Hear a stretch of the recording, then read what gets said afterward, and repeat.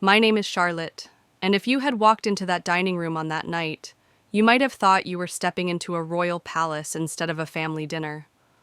The chandeliers sparkled like frozen fireworks, casting their glow over a mahogany table long enough to host a board meeting. Every fork, knife, and spoon was aligned with military precision. Every orchid in its vase seemed rehearsed for the show. But this was no ordinary dinner. For me, these evenings always felt like performance reviews where the only grade I received was failure. Tonight, though, I carried a secret that could shatter their judgment and rewrite the script. I wore a simple black blazer, a deliberate choice. I wanted to appear modest, almost invisible, as if I were still the struggling daughter they pitied and mocked. Beneath the cuff of my sleeve, though, rested a watch from Geneva, one of a kind. That watch wasn't just jewelry. It was proof of everything I had built in silence. Proof that their story about me was wrong. As I stepped inside, my sister Victoria's voice cut through the air like glass breaking. "Charlotte's here."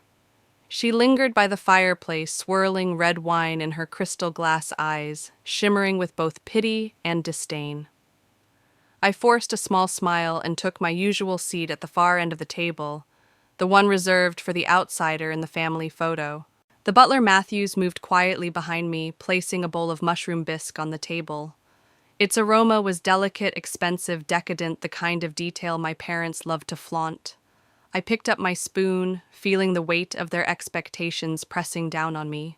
I had been playing this role for 6 months, the broke daughter, the disappointment. Tonight was the last time I would wear that mask. The thought pulsed in my chest like a war drum. I kept my head down, but my phone buzzed under the table. I glanced quickly. A notification lit the screen. The photographer from Forbes had sent the final cover approval. The timing was almost divine. The world was about to learn who I truly was, while my family still believed I was barely getting by. I leaned back in my chair, staring at the crystal lights above me. My mind flashed with the years of being silenced, doubted, ignored. Years of being told to accept help, to stay small, to not dream too big. They thought this dinner would be another stage for humiliation. They had no idea. And as I sat there calm on the surface but burning inside, I realized something important. This wasn't just about revenge. It was about reclaiming my voice, about showing that no matter how much they tried to write my story for me, I had already written my own ending. This was going to be the night everything changed. Victoria tilted her head, her lips curved into that sharp smile she always reserved for me. "Still taking the bus?" "Charlotte," she asked, voice dripping with false sweetness. The words sliced through the perfumed air of the dining room. I took a slow breath, forcing my shoulders to remain relaxed. "Yes," I answered calmly. "Public transportation is quite reliable." My tone was even, but I could feel the sting she wanted to leave behind. To her, every detail about me was ammunition, my clothes, my apartment, the way I lived. She had a way of turning ordinary choices into symbols of failure. I glanced at my plate. The soup shimmered under the chandelier, probably more expensive than what my family imagined I earned in a week. I wondered if they even tasted the food, or if it was just another status symbol to polish and parade. My mother cleared her throat, adjusting the pearls around her neck. "Darling," she began, "we are worried about you. 32 still struggling." She searched for a softer word but couldn't find one. "Your sister's husband just made junior partner at his firm." My father didn't even look up from his wine as he added, "How's that little computer project of yours, the app thing?" I let the silence stretch before correcting him softly. "It's actually a software company." My phone buzzed again beneath the table. Another notification. My heart thudded, but I kept my expression calm. Perfect timing. Victoria's laugh rang out like shattered crystal. "Software company. Is that what we're calling it now? Last I heard you were still working out of a garage." "That was last year," I said, sipping the Bordeaux my father prized. The taste lingered on my tongue like victory, though none of them knew it yet. They leaned in, circling me with their doubts. My mother sighed, her manicured hands clutching the stem of her glass. "We only want what's best for you. There is no shame in accepting help. Your father knows people at several good firms, real companies, with offices, with benefits." The irony almost made me laugh. At that exact moment, my phone vibrated again. The market had closed, and the stock was up 3% in after-hours trading. The valuation had climbed to 4.7 billion. Billion with a B. Victoria leaned closer, her smirk widening. Speaking of benefits, are you still using those food stamps we helped you apply for last Christmas? My father nearly choked on his wine. Victoria not at the dinner table. Why not? She pressed. Charlotte's not embarrassed. Are you, sis? It's just temporary, right? Until your little company takes off. She raised her hands, shaping air quotes around the word company. I felt a burn rise in my chest, but I held it down. Silence was my armor. I tapped the face of my watch under the cuff of my sleeve. 10 minutes until the digital edition dropped. 10 minutes until the world and this family saw me for who I really was. Actually, I began, but my mother cut me off with a rehearsed smile. We've arranged something for you. Barbara from the country club has a son. His investment firm is hiring administrative assistants, entry level. But it could be a good start, a foot in the door. That's thoughtful, I said quietly, though my words carried steel. But I am quite busy with my current work.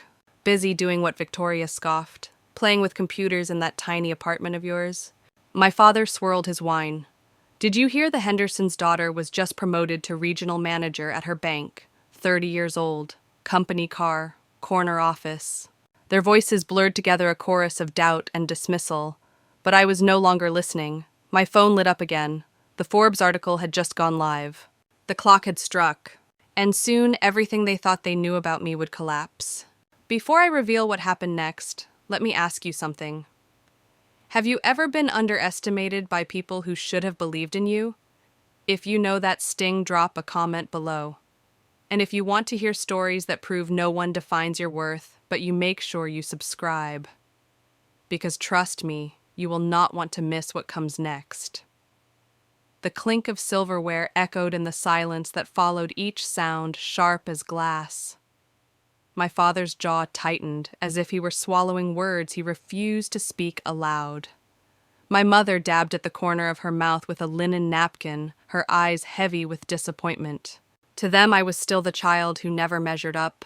I stared at the deep red of my wine, watching the liquid swirl like a storm contained in glass.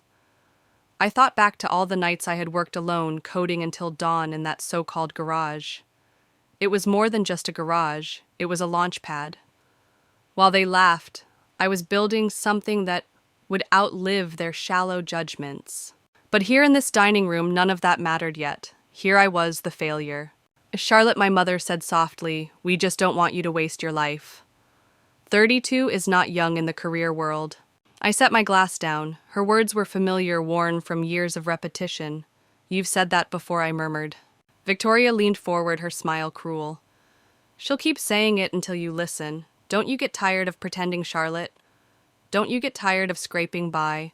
Her words struck me harder than she intended, not because they were true, but because they echoed the voice I used to hear in my own head. Years ago, I had almost believed it. I had almost given in. Almost. But then I remembered something important. Every dismissal, every cruel remark, every look of disappointment, all of it had fueled me. They thought they were breaking me, but in truth they were sharpening me. Without their doubt, I might never have built what I built. Still it hurt. Even now, knowing what I knew, it hurt to be seen as less than I was. The butler moved silently, refilling glasses, removing plates a shadow among shadows. But I caught his eyes. Matthews knew. He had been by my side for 3 years, quietly guarding my secret. His slight nod told me everything. Hold steady. The moment is coming. And it was. I slipped my phone onto my lap, scrolling quickly through the notifications. Headlines were already flashing across financial feeds. Words like revolutionary, unprecedented billion-dollar breakthrough. My company's name was everywhere. But my family remained blind. They talked about the Henderson's daughter, about promotions, about safe careers and predictable paths. None of them could imagine that their so-called failure had already surpassed them all. I took another sip of wine and let the silence hang before I asked, do you ever wonder what it feels like? To underestimate someone, to think they're nothing, only to find out you were wrong all along. The question landed heavy. My father frowned, uncertain. My mother shifted in her seat. Victoria rolled her eyes. This isn't philosophy class, Charlotte. We're talking about your future. I smiled faintly. Maybe I'm talking about yours. Their confusion lingered in the air, but I said no more. Timing mattered, and the stage was still being set. And that makes me wonder, have you ever carried a truth so powerful that you couldn't share it yet? Something burning inside you waiting for the perfect moment. Tell me in the comments if you've been there. Your story might inspire someone else who feels underestimated right now. The grandfather clock in the corner chimed softly, marking the hour. Each note felt like a drumbeat counting down. I glanced at my watch under the cuff of my blazer. 6 minutes. 6 minutes until the mask came off. 6 minutes until my family's world, so carefully polished with pearls and wine and polished silver, would crack wide open. I leaned back calm, almost serene. For once I wasn't afraid of their judgment. I was anticipating their silence. Because silence I knew would be the loudest sound in that room once they finally saw me for who I really was. Victoria tapped her glass with one perfectly manicured nail, the sharp sound cutting through the room. She leaned forward, eyes glittering with cruel satisfaction. "Speaking of benefits," she said, her voice rising just enough to ensure everyone heard, "are you still using those food stamps we helped you apply for last Christmas?" My fork froze midair. The table stilled. My father coughed, nearly spilling his Bordeaux. "Victoria," he snapped, not at the dinner table. "Why not?" She shot back, her tone casual, but her smirk deliberate. Charlotte's not embarrassed. "Are you, sis? It's just temporary, right? Until your little company takes off." She raised her fingers into air quotes, slicing the word company like it was too fragile to stand on its own. Her laughter filled the room, sharp and hollow, bouncing off the crystal and mahogany. My mother pressed her lips together as if she wanted to stop Victoria, but lacked the courage. My father looked away, unwilling to meet my eyes. I set my fork down, carefully folding my napkin beside my plate. My pulse hammered in my ears, but my face remained calm. I had practiced this mask for months. My watch pressed against my wrist, 5 minutes left until everything changed. For years, those words, food stamps, failure, disappointment, had been weapons. They had been hurled at me like stones, leaving bruises invisible to the eye but heavy in the soul. I remembered standing in line at a grocery store, feeling the sting of humiliation as I swiped the card. What they didn't know was that even then, even in that moment, I had a plan. Every sacrifice, every act of survival was part of the larger game. But they would never understand. To them, survival was shame. To me, it was strategy. I met Victoria's gaze and allowed a small smile to touch my lips. "Temporary," I said softly. The word hung in the air, deceptively simple. She laughed again, convinced she had won this round. "See," she said to the table. "She admits it, still clinging to scraps." The butler Matthews moved silently behind my father, his face expressionless. But I caught the flicker of something in his eyes, anticipation. He knew what was about to happen. He had been waiting as long as I had. My mother reached across the table, her pearls glinting under the chandelier. "Darling, we have arranged an interview for you. Barbara from the country club, her son's investment firm, is hiring administrative assistants. It's entry level, but it's a start. A foot in the door." A foot in the door. I almost laughed at the irony. While they plotted to wedge me into a life of smallness, my company's valuation was climbing into the billions. While they thought I needed a foot in the door, I already owned half the building they worshipped. "That's thoughtful," I replied evenly. "But I'm busy with my current work." "Busy," Victoria scoffed, swirling her wine. "Doing what, playing with computers in that tiny apartment of yours?" My father chimed in, swirling his glass like he was conducting an orchestra of scorn. The Hendersons' daughter just got promoted to regional manager at her bank, 30 years old, company car, corner office. I let their voices wash over me, a chorus of judgment I had heard too many times before. Only this time their words no longer pierced. They only proved how blind they were. Under the table, my phone lit up again. A new notification. The article had dropped. The cover was live. 4 minutes left. I inhaled slowly, savoring the moment. They thought they had buried me in shame. But tonight I would rise from the ashes of their assumptions. Tonight their laughter would turn to silence. And that silence would be worth every scar. The air in the dining room had grown dense, almost suffocating. My family's voices blurred into a dull hum, but I kept my focus on the countdown ticking inside me. 3 minutes. Just 3 minutes until the truth would break through this carefully staged masquerade. I adjusted the cuff of my blazer, letting my fingers brush against the watch hidden beneath the sleeve. That watch was more than a luxury item, it was my anchor. Every time I felt the sting of their ridicule, I reminded myself of what I had built. The watch ticked in perfect rhythm with my resolve. "Charlotte," my father said suddenly, his tone sharp, "you cannot live on dreams. Dreams don't pay the bills. Real companies with real offices and benefits do." He emphasized the words as if I hadn't heard them 1,000 times before. I nodded slowly, meeting his eyes. "And yet," I said softly, "dreams built everything you see around you. Every company. Every tower in this city began as an idea someone refused to abandon." He scoffed, dismissing my words with a wave of his hand. My mother leaned in her pearl necklace, catching the chandelier light. "Sweetheart, we're not trying to be cruel. We just want to help. There's no shame in admitting defeat."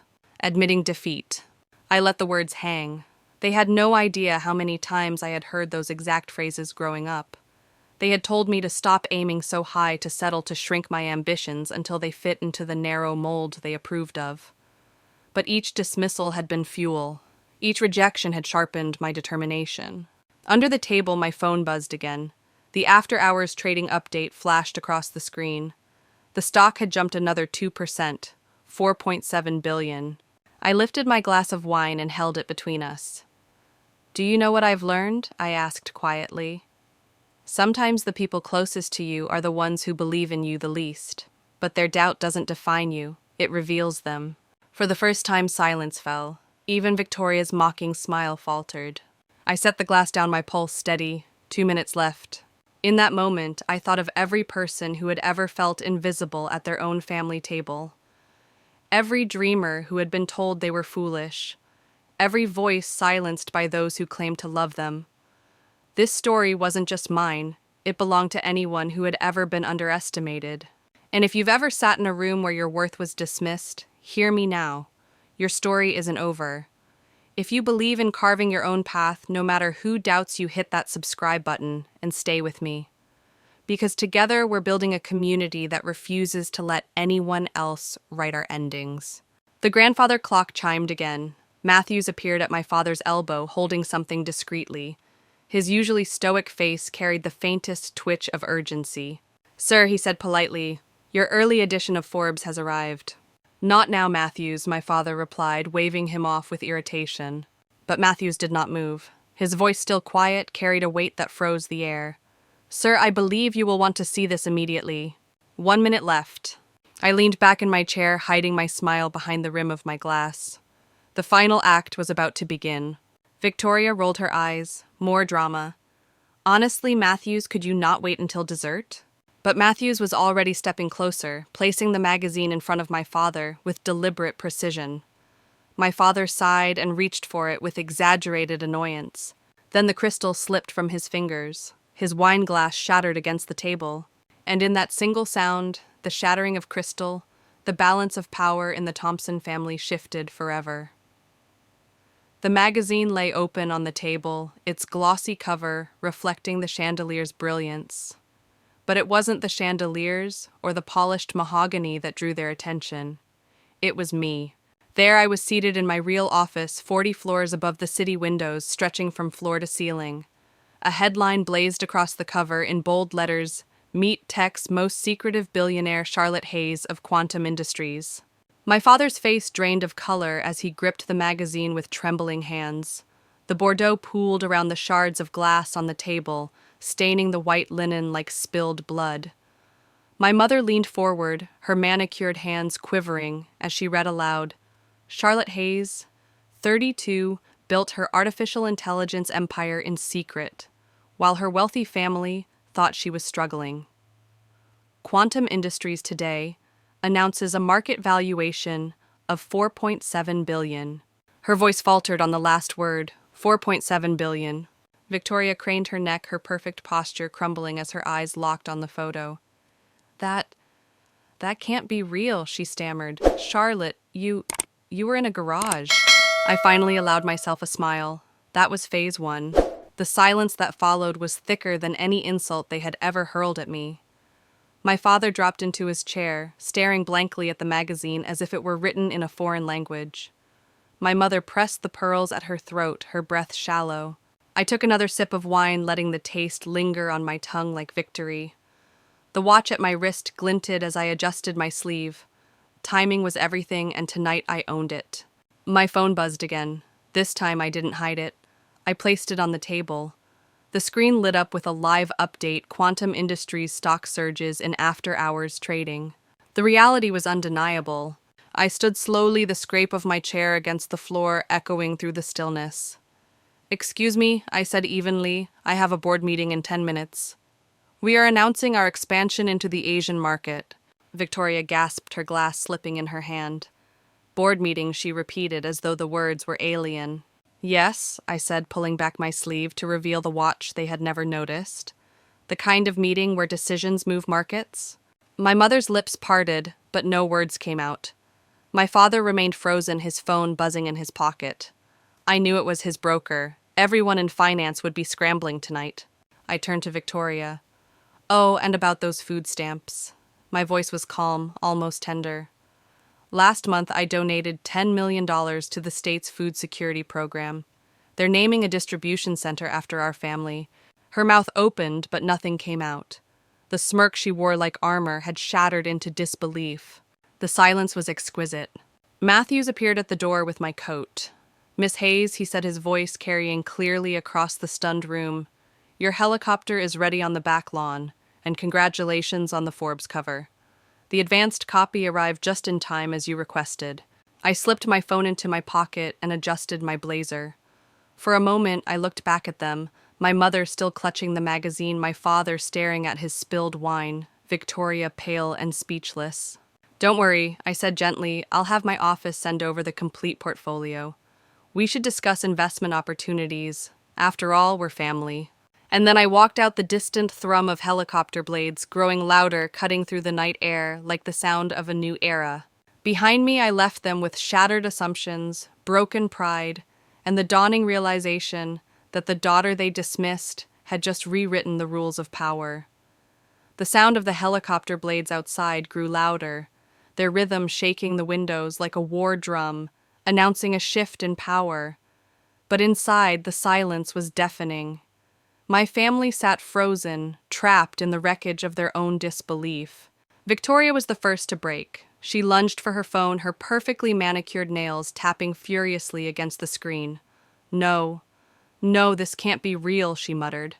Her voice trembled as the Forbes website loaded, and then her eyes widened. "It's everywhere," she whispered. "Trending. Charlotte Hayes. 4.7 billion. This can't be happening."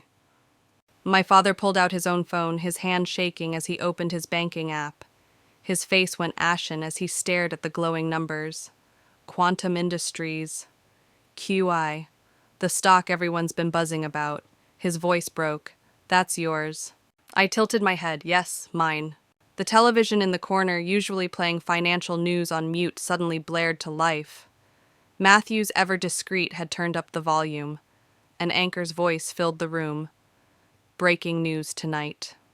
Quantum Industries, led by CEO Charlotte Hayes, has been revealed as the mysterious buyer behind last month's $300 million acquisition of rival firm Techor. Sources say the deal was finalized during a family dinner, while relatives were reportedly suggesting she apply for entry-level positions. My mother gasped, her hand flying to her mouth. "That dinner," she whispered. Oh my God, we were writing her resume." The anchor continued. "Analysts are calling this move revolutionary, a game changer for the artificial intelligence market." "Turn it off," my father barked, but Matthews had already disappeared with the remote. The screen glowed brighter, as if mocking their blindness. Victoria's phone pinged repeatedly, social media exploding with the story. She scrolled, her face draining of color with each headline. "Charlotte Hayes built an empire while her family thought she was failing," she read aloud. It's trending worldwide. I folded my arms, leaning against the doorway. Strange, isn't it, the world knew before you ever asked? The weight of my words settled like iron. They had never asked. They had never listened. They had only assumed. That realization seemed to crush them more than the headlines. And in that moment, I felt something shift inside me. This wasn't just about money or power. It was about truth. About forcing them to see the person I had become, not the caricature they had drawn. I let the silence stretch, watching their faces. "Tell me," I said softly, "how does it feel to be so certain about someone only to discover you never knew them at all?" Their eyes flicked toward me, but none of them spoke. The only sound was the steady thrum of the helicopter outside, calling me toward a future they could no longer control. And I want to ask you, watching this right now, have you ever had someone dismiss you, only to later realize you were miles ahead of them? Share your story in the comments. Because sometimes the sweetest victory isn't revenge, it's revelation. Victoria sank back into her chair, her hands trembling around her phone. My mother stared at the glossy pages of the magazine as though hoping the words would rearrange into a version of reality she could understand. My father remained rigid, his phone buzzing in his hand, his broker no doubt demanding answers. But none of them could escape the truth. I had played their game for 6 months, sitting quietly while they mocked me, using their doubt as cover to build an empire. And now the mask was gone. The daughter they pitied had become the woman they feared, and there was no going back. Matthews remained at the edge of the room, his posture as steady as the crystal chandeliers above us. He had always blended into the background like fine wallpaper, but tonight he was more than a servant. He was a witness, a keeper of secrets, and now a messenger of truth. Victoria's eyes darted between her phone screen and the Forbes magazine still clutched in my mother's shaking hands. Her voice cracked, brittle and sharp. "This isn't possible. I saw you. I saw you working in that garage. You were hunched over cables and monitors like some desperate dropout. How could this?" Matthews cleared his throat, his voice smooth, yet firm. "If I may, Miss Victoria, that garage was not what you assumed. It was a secure development facility. The entire building belonged to Miss Hayes." The silence following his words was almost violent. My mother's pearls trembled against her collarbone as she turned to him. "You knew?" He bowed slightly. "I have served on Miss Hayes's private staff for 3 years. This position here," he gestured lightly to the dining room, "was part of her market intelligence operations." My father's face went scarlet, his authority unraveling in front of the one man he had always considered beneath him. His phone buzzed again, but this time he didn't answer. The truth had already struck too hard. Victoria shook her head wildly. No, this is insane. She can't possibly." She trailed off as her notifications pinged endlessly, her feed filling with headlines, financial charts, analysts dissecting quantum industries like it was the second coming of Silicon Valley.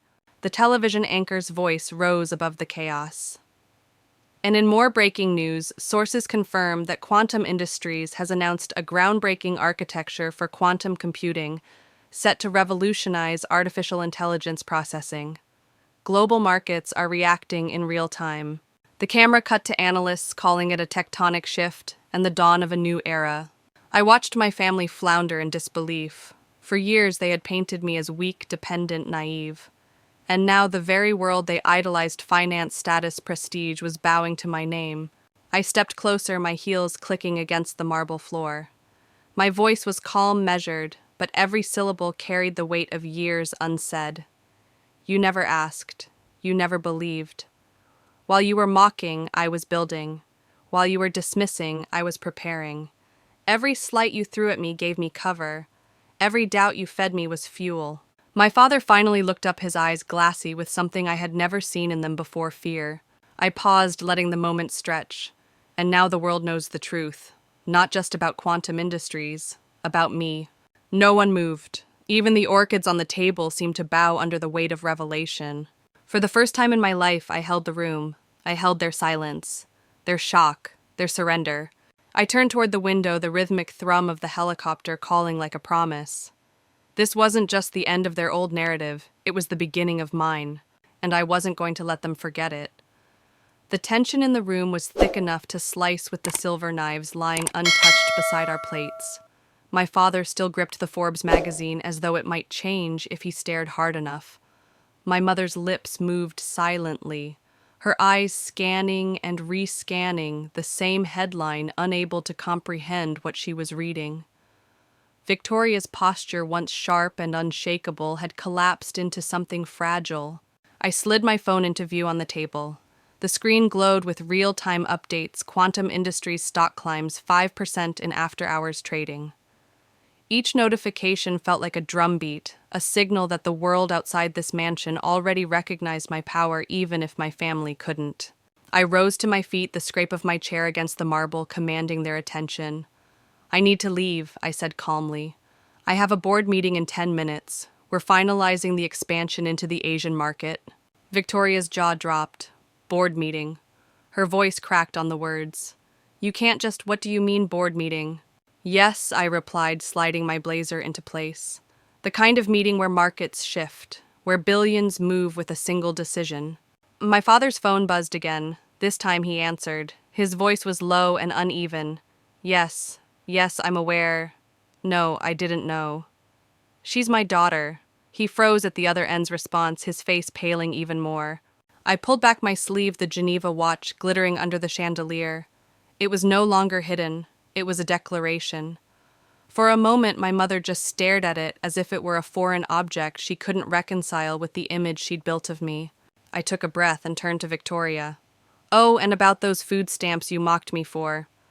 Last month I donated $10 million to the state's food security program. They're naming a distribution center after our family. Strange, isn't it? The very thing you used to shame me will now carry our name in gratitude." Her face drained of color. The smirk that had been her weapon for years vanished, replaced with disbelief. Matthews appeared at the door, his timing impeccable. "Miss Hayes," he said loud enough for everyone to hear, "your helicopter is ready on the back lawn. And congratulations on the Forbes cover." The advanced copy arrived precisely on schedule. I slipped my phone into my pocket and accepted my coat. My steps were slow, deliberate, every movement echoing in the silence that now ruled the room.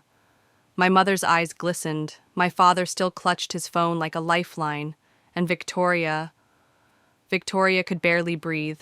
I paused at the threshold and looked back one last time. "I'll have my office send over the complete portfolio. We should discuss the family trust. There are opportunities." I let the word hang sharp and heavy. The helicopter's blades grew louder, vibrating through the windows. I walked into the night, the cold air meeting me like an ally. The distant lights of the city sparkled buildings that I no longer just admired, but in many cases owned. Behind me, their world had shattered. Ahead of me, the real world awaited, the one where my name carried weight, where my choices shaped futures. And here's where I'll leave you with a promise. What you've heard so far is only the beginning. The silence at that dinner table was powerful, yes, but what came after changed everything. Stay with me, because the next revelation will make even this moment look small. The helicopter door opened. I climbed in without a backward glance. The rotors roared to life, carrying me away from the mansion, away from the ashes of their disbelief, and into the empire I had built with my own hands. The game had changed forever. The thundering blades of the helicopter faded into the distance, but inside that mansion the silence fractured under the weight of disbelief. Victoria clutched her phone so tightly her knuckles whitened, scrolling through an endless stream of headlines. "It's trending," she whispered. "Everywhere. Her name, Charlotte Hayes. My God, it's on every feed." My father remained seated, shoulders stiff, eyes fixed on his glowing phone screen. His broker's number flashed repeatedly. He ignored it. He didn't need another man telling him what he already saw. With his own eyes, his daughter had outbuilt his legacy. The television blared from the corner. Matthews hadn't returned the remote, and now the anchor's voice filled the gilded dining room. Quantum Industries, valued at over $4.7 billion, is leading the global charge into quantum computing. Their breakthrough architecture is expected to redefine artificial intelligence across every major industry. The anchor's words were precise, surgical. each one cut deeper into the narrative my family had spun about me for years. Victoria shook her head violently. No. No, she was in a garage. I saw it myself. I saw her scraping by. This doesn't make sense. Matthew, standing quietly near the door, finally spoke. That garage was a secure development facility. The entire property was Miss Hayes's. What you saw was what she allowed you to see. My mother's lips parted, trembling. You knew. Matthews gave a shallow bow. I have served as part of Miss Hayes's private staff for 3 years. This assignment here was merely observation. The revelation sent a visible ripple through the table. For once, Victoria had no words. My father's jaw tightened as though he had swallowed something bitter. My mother's pearls slipped slightly against her collarbone, each bead trembling with her hands. Then the anchor's voice surged again. And in more breaking news, Quantum Industries confirmed tonight that they were the mystery buyers behind Techor, a rival firm acquired for $300 million. The purchase was finalized during a family dinner, while Miss Hayes's relatives were ironically encouraging her to pursue entry-level jobs. The camera cut to analysts shaking their heads in awe. It's unprecedented, one said. To execute such a deal in silence while maintaining complete privacy, it's brilliance. The weight of those words slammed into my family harder than any accusation could have. They were not just wrong about me. They had been blind, arrogant, and willfully ignorant. My father finally broke the silence. She played us, he muttered. She used our doubt as cover. The irony was delicious. And it raises a question for you who are listening. Now, have you ever realized that someone underestimated you was actually helping you by accident? That their scorn gave you the perfect disguise? Leave me your thoughts in the comments, because sometimes the very people who try to hold you down end up making your rise unstoppable. Victoria's voice cracked. But we're family. She should have told us. The words hung in the air, pathetic in their fragility. For years she had cut me down, mocked every step I took. And now she wanted the comfort of blood ties. The truth was, family had never protected me. Silence had. Secrecy had. The very mask they forced me to wear had been the cloak that kept my empire invisible until it was ready. And now it was too late to take it back. The sound of helicopter blades still echoed faintly in the night sky. A new rhythm, a new power, a declaration that the daughter they dismissed had already left them behind. The television volume surged again, as if the universe itself demanded they confront the truth. A new anchor appeared, his tone urgent. We're joined now by Peter Marshall, Chief Market Strategist. Peter, how significant is this revelation about Charlotte Hayes and Quantum Industries? The man adjusted his glasses, his expression grave. This is seismic. To operate under complete secrecy while developing breakthrough quantum computing architecture, it is unprecedented. Quantum Industries isn't just another tech firm. This is a market earthquake. The camera shifted back to the anchor. And we understand Miss Hayes personally executed the $300 million Techor acquisition during a family dinner. What does that say about her leadership style? She's ruthless, Marshall answered. Strategic. And clearly she understands the value of misdirection. Everyone underestimated her colleagues, competitors, even her family, and that is precisely why she succeeded. The screen glowed brighter as his words cut into my family's already bruised pride. My mother shook her head, whispering, during that dinner when we told her to lower her standards. Yes, my father snapped bitterly while we were treating her like a failure. She was finalizing a deal that will dominate the market for decades. His phone buzzed again, his broker's number insistent. He declined the call, slamming the device onto the table. Victoria's phone continued to ping as her social media flooded with the story. Each new headline was another dagger.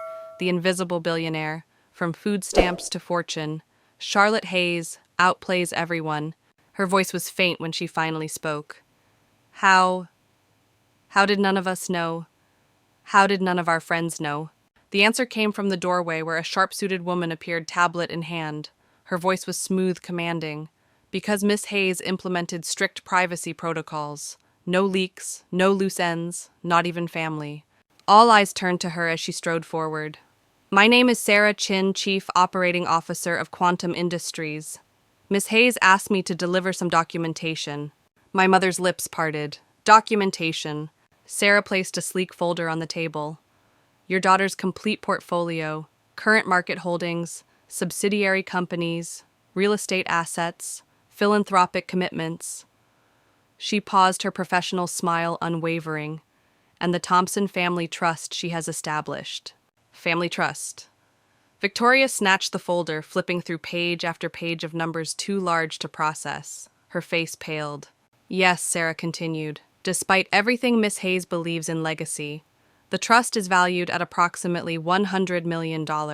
She closed the folder with a snap. However, access comes with conditions. For the first time all evening, my father found his voice. Conditions from our daughter. Sarah's eyes met his evenly. Yes. From the youngest daughter you dismissed as a failure. From the woman who revolutionized quantum computing. From the leader currently conducting a board meeting in her helicopter, expanding into the Asian market. The room shook, not from the helicopter blades, but from the weight of her words. Victoria scrolled frantically on her phone again, whispering to herself. Subsidiaries, new tech center downtown, the research campus, the innovation hub, they're all hers. No, Sarah corrected smoothly. They're all Miss Hayes's, along with 16 other properties in the business district, including the building where your husband's law firm rents office space. Victoria sank back into her chair, breathless. My mother's pearls slipped through her trembling fingers. My father sat rigid, his pride unraveling thread by thread. The truth was undeniable now. They had underestimated me their entire lives. And tonight that underestimation had become the very weapon that destroyed their illusions. Sarah placed the sleek folder back on the table, her expression as calm as a surgeon about to deliver a final incision. My mother reached for it with trembling hands, her eyes wide lips, moving as though silently begging the pages to tell her this was all a mistake. These conditions are non-negotiable, Sarah said firmly. Miss Hayes believes in earned success. The trust requires family members to demonstrate personal achievement, ethical business practices, and a measurable commitment to innovation. She offers opportunity, not handouts. Victoria's cheeks flushed crimson. Her voice cracked as she protested. But we're family. She can't just set conditions like that. Sarah's smile remained professional, unwavering. Miss Hayes has a saying, family obligations go both ways. Perhaps you've heard it before. She mentioned it was inspired by a holiday dinner conversation. The words hung in the air like smoke after a fire. My father leaned forward, knuckles white against the table. Conditions. From our daughter, he muttered again, as if saying it twice might dull the sting.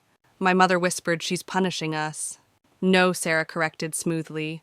She's protecting the integrity of what she has built. She knows the danger of enabling those who refuse to grow. That is why she created this framework. Earned opportunity, not entitlement. The pinging of phones continued to echo through the room. Headlines flooded every screen. Charlotte Hayes reshapes tech landscape. Global markets brace for shockwaves. Quantum Industries launches new era. Victoria scrolled faster, her eyes darting back and forth. Look at this. Tomorrow's Wall Street Journal headline.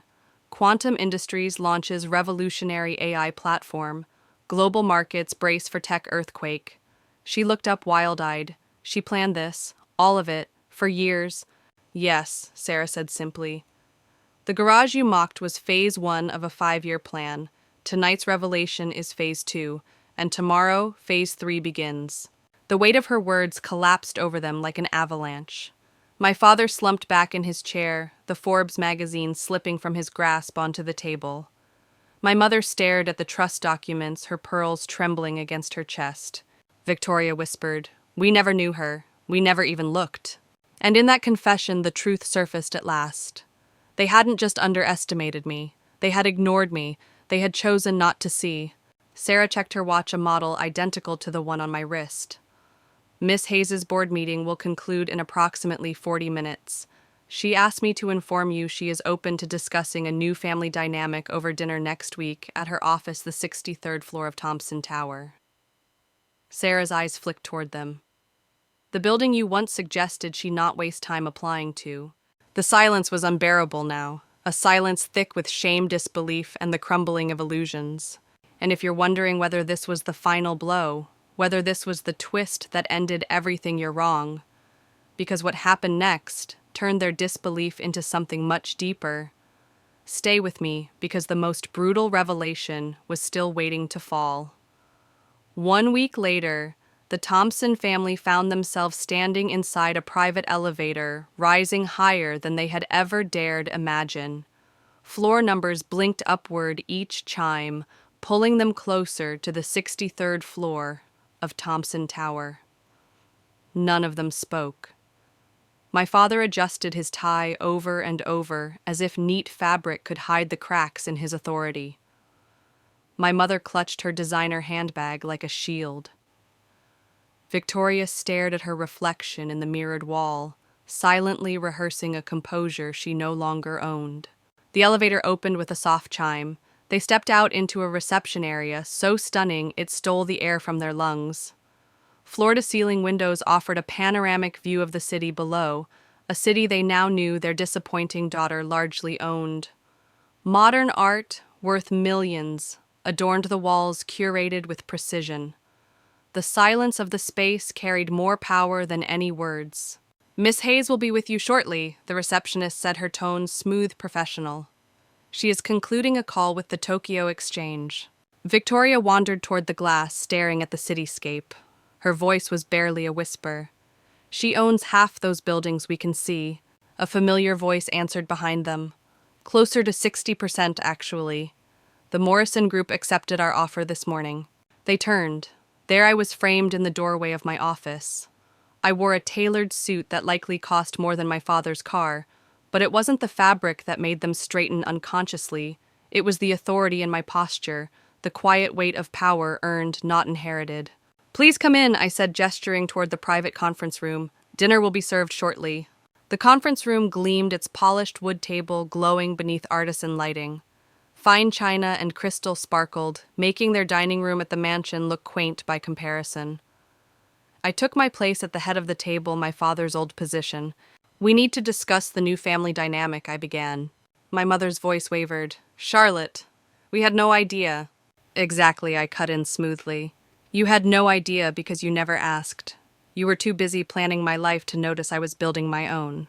My father cleared his throat. "About the family trust." "Yes," I replied, pressing a button on the control panel. Screens on the wall flickered to life charts and financials glowing brightly. "The trust is structured to reward initiative, innovation, and ethical business practices. Each of you can access funds, but only by meeting those standards. No exceptions." Victoria blurted, "But we're your family."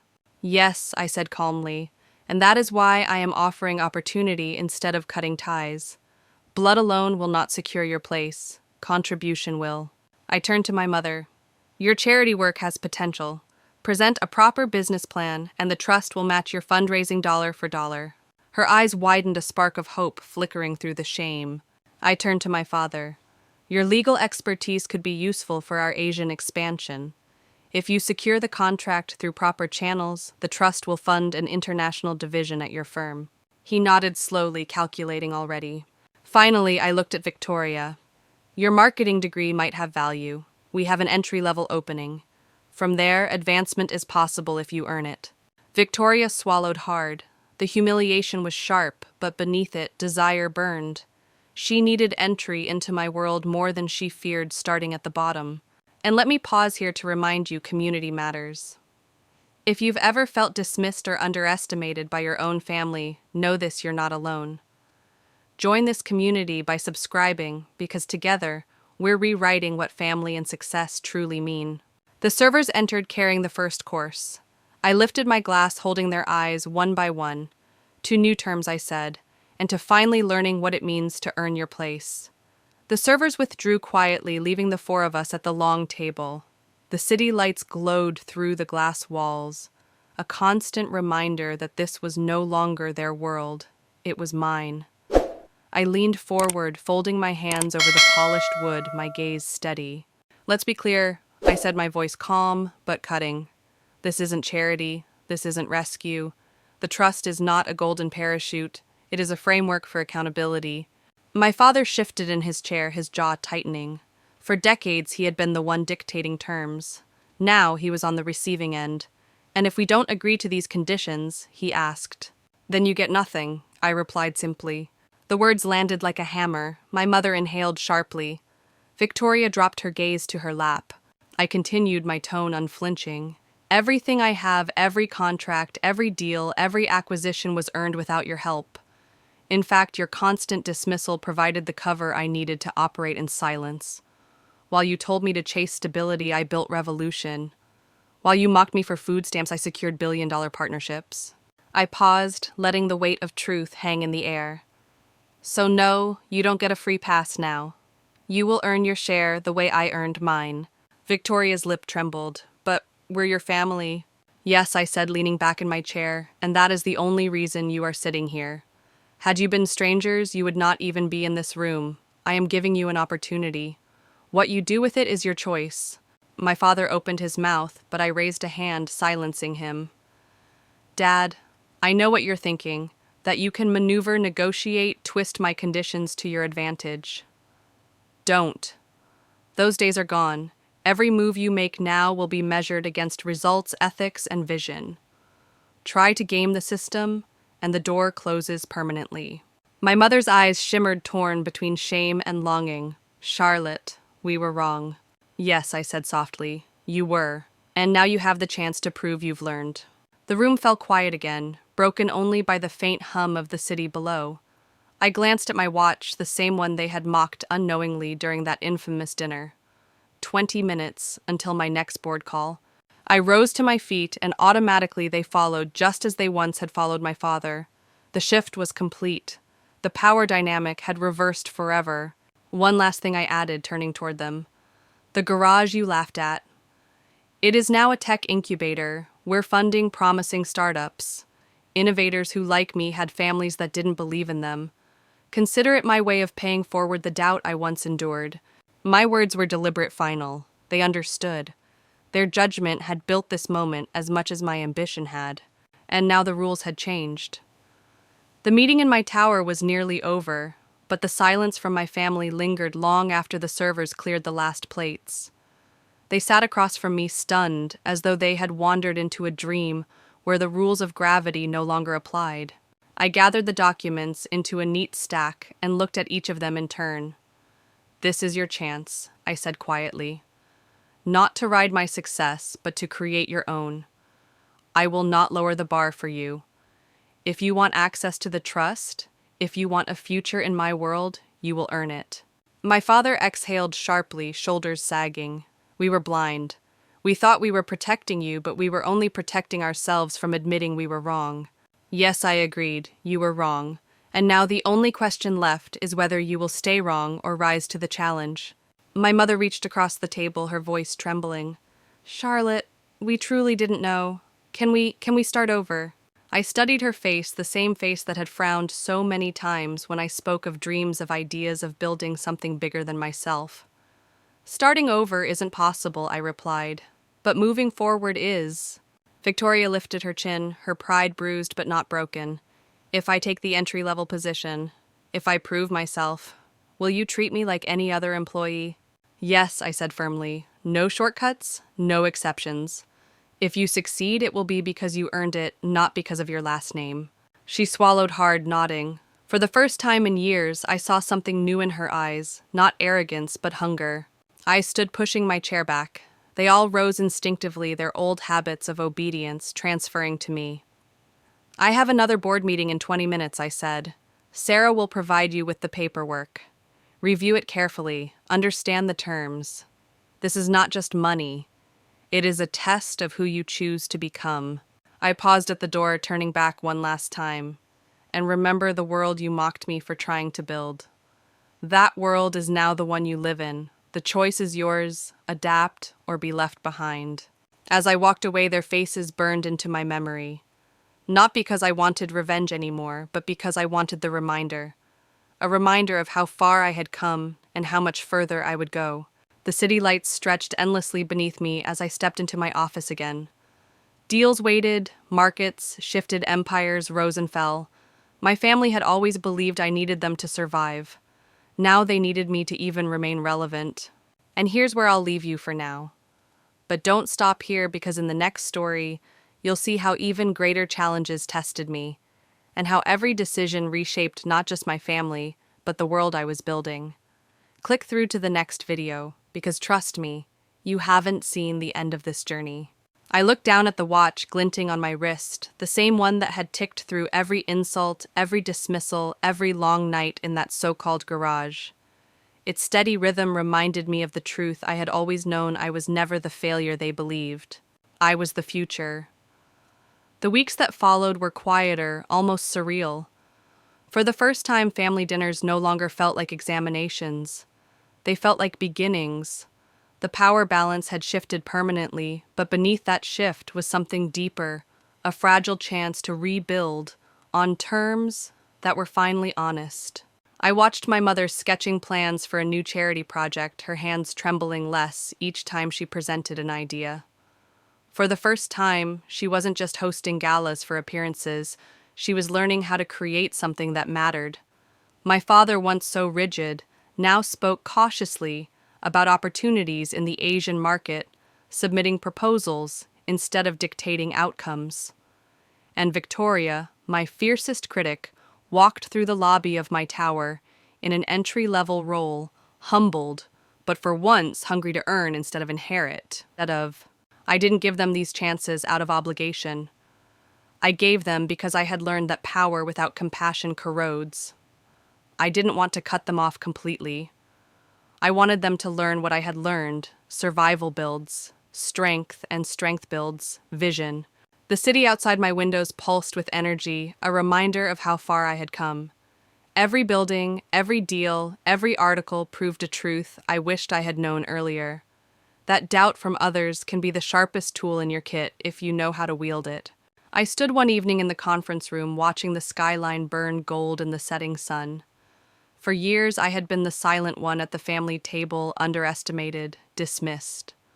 Now I was the one setting the terms. And as the last light faded, I smiled. The view from the top wasn't just beautiful, it was earned.